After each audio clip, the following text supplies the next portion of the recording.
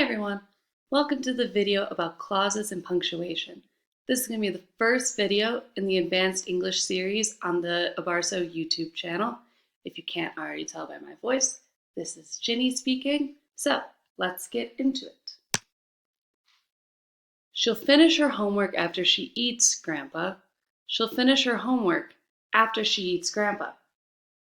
The placement of punctuation in clauses matter, and sometimes that's the difference between a nice lunch with a loved one and violent cannibalism. Similarly, the way you write your sentences can influence how your writing is interpreted and understood by your reader.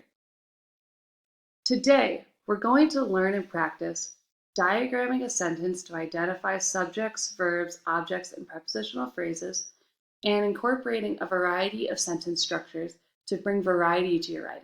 This will include gaining a better understanding of how to incorporate clauses in your sentences. Think about it this way.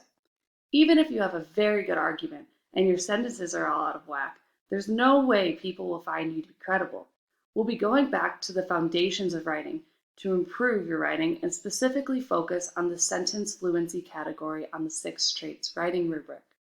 Moreover, the kinds of grammar rules around punctuation and sentence structures are on college admissions tests like the SAT or ACT. So for the do now, let's review the basic parts of the sentence. You might already know this, but it's always good to make sure we're on the same page. The first part, subject. The person, place, or thing that is performing the action, the verb. The second part of the sentence, the verb. It expresses the action within the sentence. Thirdly, we have the direct object, which receives the action of the sentence. And lastly, we have the prepositional phrase, which is a group of words consisting of a preposition, its object, and any words that modify the object. Let's look at an example of this. So, look at the sentence, the goat was chewing on the side of the road. What would our subject be here? Well, the noun doing the action would be the goat. What is the action that it is doing, or the verb of the sentence? Was chewing. So our subject, goat, was doing the action of chewing. What is the object being acted upon? In other words, what is being chewed? The grass. And lastly, let's look at the word on. On is a preposition, and thus it begins a prepositional phrase, which goes up into the noun side. Of is another preposition, which goes up until the noun road, creating another prepositional phrase. You might notice the symbols that have gone up around each of these different parts of speech. This is called sentence diagramming. For sentence diagramming, you underline the subject, circle the verb phrase, double underline the direct object, and put parentheses around any and all prepositional phrases. So let's look at this example paragraph now. What I want you to do is pause the video, copy the paragraph down into your notebook, and then use what we learned about sentence diagramming to try to sentence diagram each sentence. Tip: when you write the paragraph down in your notebook, I would recommend double spacing your writing so that you have more room for your underlining and circling. Pause the video now. So once you've finished sentence diagramming this paragraph, look at the paragraph again and write down a few observations of the punctuations and clauses you've noticed. With that information, answer the following question for at least 3 punctuation or clause choices of why did the author choose to incorporate this punctuation or clause? Pause the video again now. Now that you are done diagramming the paragraph and making observations about how clauses and punctuation are used in it, let's put all this information together. To do this, let's go back to basics. What is a sentence clause, and what does it have to do with subjects, verbs, punctuation, and so on? Well, a clause, like subjects, verbs, objects, adjectives, etc., is a part of a sentence, just a bigger one. More precisely, it's a combination of words in a sentence that contains a subject-verb pair and conveys a clear idea. There are several types of clauses. but most of these types are just more specific instances of two major types of clauses, independent and dependent clauses. Let's define both of these. After that, we will look at a few examples from the previous paragraph in the do now. An independent clause is a combination of words in a sentence that contains a subject-verb pair, conveys a clear idea, and can, if we split it off from the sentence it's in, stand alone as its own sentence. In other words, if an independent clause is separated from the main sentence, it'll still be a complete sentence. On the other hand, a dependent clause is a combination of words in a sentence that still contains a subject-verb pair and still conveys a clear idea. However, it cannot be split off into its own sentence. If it is separated from the sentence that it is included in, it will be an incomplete sentence. Isn't that simple? What these clauses are is pretty much summed up in their names, independent and dependent. Okay, let's put theory into practice and identify some examples of these in our paragraph. Here's a sentence, the first one from our do now paragraph actually. The best way to figure out what part of a sentence is a dependent or independent clause is to read the sentence out loud while paying attention to how punctuation is used as we go along. As countries around the world scramble to fight back the spread of the coronavirus, Iceland is doing things a little differently from the rest. The approach could have a much larger impact on our understanding of the virus. Looking at the punctuation, we can clearly split up the sentence into three clauses. The first is offset by a comma, and the second is offset by a semicolon.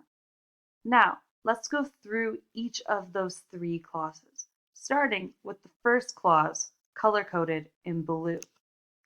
As countries around the world scramble to fight back the spread of the coronavirus. This clause contains a subject-verb pair, countries and scramble, conveys an idea, however, it cannot stand alone as a sentence. When it is separated from the rest of the sentence, it forms an incomplete thought. Thus, the clause is a dependent clause. Now, let's look at the second clause in the sentence, color-coded in red.